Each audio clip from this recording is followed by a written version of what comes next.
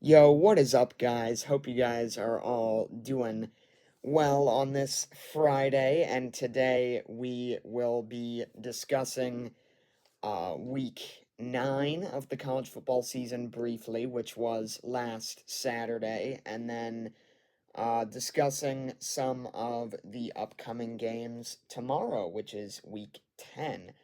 So, before we get into that, we'll discuss some of the week 9 games last Saturday. We had the big one on ABC at night, which was LSU and Texas A&M, and we had LSU honestly kind of had that game. I was worried for my prediction, but it ultimately turned out right. Big coaching call, if you will, putting Marcel Reed in about halfway through the game. Um, Only threw like two passes, but the offense was efficient and it also took advantage of some poor LSU turnovers that really kind of cost them the game, to be honest. And Texas A&M wins 38 to 23, and with that, they hold possession of first place in the SEC standings as we enter November. It's insane how that works, but yeah, we're 9 weeks in. Texas A&M is first in the SEC. Never thought I'd be saying that, but Mike Elko, he's doing something right there for sure down in College Station. So they're on the road against South Carolina this weekend, which could be a pretty interesting one. We'll see how that one goes. Let's see. Notre Dame and Navy, this one not too close, unfortunately. Notre Dame winning again, and I think they have off this Saturday, and then some crappy opponent next week. Oh, Florida State, that's right, Florida State. Um, Speaking of which, Miami did win that big rivalry game. Not maybe as comfortably as I might have liked, but we're 8-0, so a lot of other teams cannot say that, unfortunately. Alabama took down Mizzou big time. Mizzou, how are they ranked? I don't get that. I mean, see, here's the thing. I don't think Vanderbilt, Missouri. I don't think Missouri is a top 25 team in college football, but at the same time, like if you look at the teams who are like directly below them, like Vanderbilt, they literally beat Vanderbilt. So like can't be them. I mean, I don't know. It's the bottom couple teams in that top 25 are interesting to say the least. Illinois surviving in there, well, not surviving Oregon clearly. They lost 38 to 9 6 days ago at Autzen Stadium, but I think Illinois is a solid team. I think they'll beat Minnesota this Saturday. I think there are a few people, at least, I've seen who have predicted otherwise, but I don't see that happening. Undefeated at home, and I don't see that changing. So, yeah, Illinois staying in the rankings. Oregon, obviously, still number one. There was one other game I'm missing. I know Penn State beats Wisconsin. Drew Aller leaving about halfway through the game. I'm hearing that he is expected to play Saturday, which I think is big, but I don't know if it's necessarily as big as some people may think. I mean, clearly, Bo Pribula is a competent backup QB for a team like Penn State, and Wisconsin. People forget they were 5-2 entering that game. Like they're not a walkover team. So, yeah, congrats to Bo and Penn State. Um, There's one other game. I don't know. I'm forgetting. Um, but anyways, before I just drag this on too long, let's just get right into some week 10 predictions. So, first off, the big one obviously is going to be in Happy Valley, which will be Ohio State and Penn State. We have a top four matchup in college football on tomorrow. On tomorrow, yes, at 11 a.m. on Fox. I have no idea why it's not a night game, but say la vie, I guess. So Ohio State and Penn State, man, it's gonna be a big game for sure. As I said, Drew Aller is expected to play, but we'll see. Likely with maybe some minor limitations in his gameplay, so we'll see how that affects the PSU offensive game plan and how they adjust to that, especially throughout the course of the game as he takes more hits, obviously, gets sacked a couple times, inevitably. So, yeah, we'll see. We'll see how they monitor that, if they have him throw downfield a few times during the game. I mean, obviously, Ohio State clearly has a good secondary, a lot of skilled guys in that defensive back room, but that Oregon game kind of left them exposed. Denzel Burke specifically. I mean, I don't hardly anyone else got exposed, to be completely honest, but almost every big play that Oregon had, whether it was Evan Stewart, Tez Johnson, whoever, Terrence Ferguson, whoever else of their receiving room, it was always Denzel Burke who was just 10 yards behind his intended receiver that he was supposed to be guarding, and he was, but he wasn't at the same time. So that'll be something to watch. We'll see if Penn State tries to push the ball downfield. Obviously, may not be much need to with a solid running back duo of Nick Singleton and Katron Allen, but we'll see how the Ohio State defensive line responds to that challenge. And then on the other side, the Ohio State offense, you know, just like who to talk about even, like with so many options. Jeremiah Smith. Um, I'm just people. This is incredibly off topic. I mean, it is slightly on topic, but pretty off. People still think that Jeremiah Smith's push off was not pass interference. It's just laughable to me.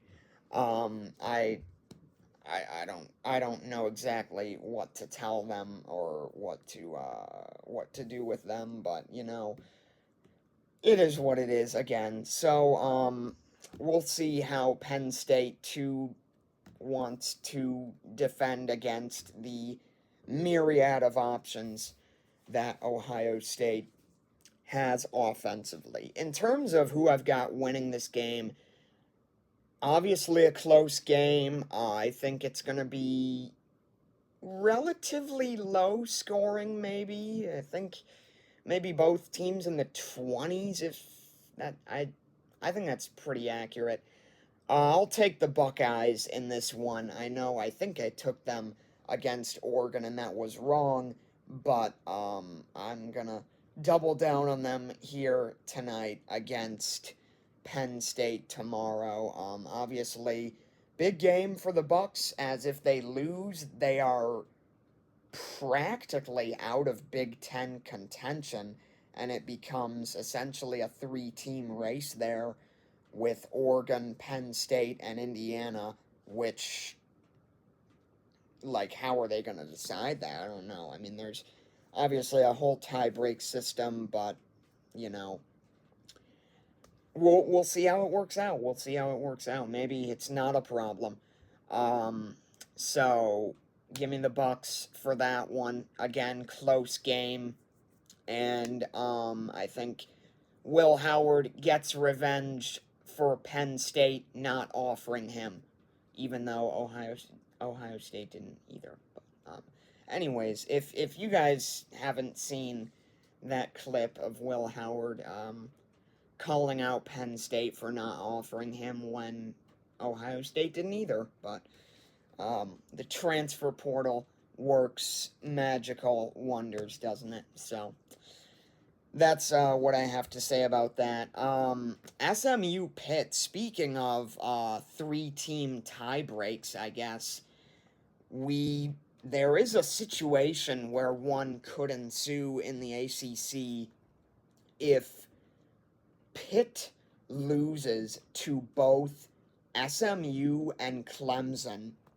Then we have SMU, Clemson, and Miami. Assuming all three win out, that's a three-team tiebreak, and I don't know what happens there. I mean, I think in that case, it would come down to, as I think it would in the Big Ten as well, the combined win percentage of their ACC opponents in conference play. I think Clemson would be safe in that scenario, and I don't know, between Miami and SMU, I don't know. Um, everyone says that we haven't played anyone, which, I mean, like, I'm not going to say you're wrong, but I am going to say there are plenty of teams who are just in our same boat, too. So, yes, but no, if you will. I mean, got all these Notre Dame fans nagging me about strength of schedule, and okay, like, talk to me when you don't play Miami, Ohio, and NIU every week. That's my favorite comeback with them, is just talk to me when you beat NIU and Marshall 2 years ago, and then they shut up. It's really a validating experience. But anyways, off topic again. So SMU and Pitt, that's what we were talking about. SMU's got a really solid team, and it kind of sprouted. There was some QB controversy at the beginning of the season. We thought that Preston Stone was their guy, and it has clearly turned out the opposite. Instead, it is the Miami native Kevin Jennings who has really taken over the role as QB1 for head coach Rhett Lashley's team. Um, it's pretty cool to see how that story has kind of evolved over time, if you will. And yeah, I don't know where I'm going with this, but anyways, SMU's got a solid team. Their only loss thus far is against another undefeated team, undefeated period, and that is BYU. And then on the other side, you have undefeated Pitt. Big win last Thursday night over Syracuse. Kyle McCord, you need to find a job or something. So, anyways, I think SMU's home field advantage, I think it's good, but I don't know if it's the best. So we'll see how that plays out. Anyways, this is an interesting one. I'm really struggling to pick here. Just if it was at a neutral site, I don't know who I would pick, but because it is home, I think I'm gonna take SMU here. SMU's favored by 7.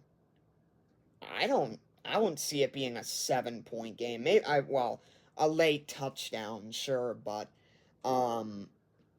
it's gonna be a close game for sure. I can't wait to see it, and it's on ACC Network for the 2% of us who have it.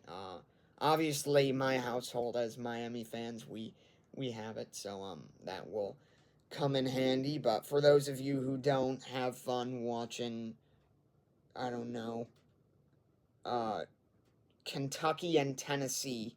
There you go. You can see Tennessee in their blackout uniforms against Kentucky 3-5, who just lost to Auburn last Saturday. I think that's the worst insult you can give an SEC team right now. Oh, they lost to Auburn. Oh, well, you know that team's not good. So anyways, I don't know. I feel like I find a way to insult Auburn at least once every video, and I don't know why, but they just work their way into my content for being such a irrelevant team this year. Kind of rapid fire here, gonna go through some bigger games, I guess. Tomorrow, 6:30 tomorrow night on ABC, Texas A&M, South Carolina. I think South Carolina's a good team. I think they're going to keep it close. It's a 3-point spread, but I don't see Mike Elko and the Aggies giving this one up. Give me gig 'em. Let's see. Oregon, Michigan. I kind of glossed over that game. Uh, Give me Oregon. No discussion. Florida, Georgia. I think, okay, you know what? Coming from a Miami fan, I think I have a pretty credible point of view here. I don't know if I used that term correctly. I think Florida gets way overlooked. They're 4-3 right now. I don't think a lot of people really understand. Their losses are Texas A&M, Tennessee, and Miami. All top 10 teams, if I'm not mistaken. Yeah, all top 10 teams. They are a way better team than I think a lot of people give them credit for. It's just a shame that they have such a difficult schedule for just no reason. Every top team decided I just want to be a part of Billy Napier's firing. Anyways, honestly, I'm not gonna lie, I don't think he should be fired. If they win like 5 or 6 games this year, I think that's completely fair just because of the schedule that they've had to face.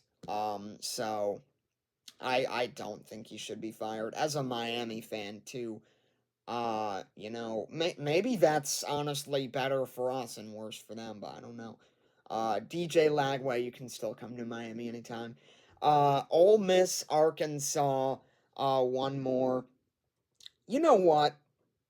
I haven't picked an upset today. Give me the Hogs. Give me the Hogs, baby. Arkansas, beat Tennessee.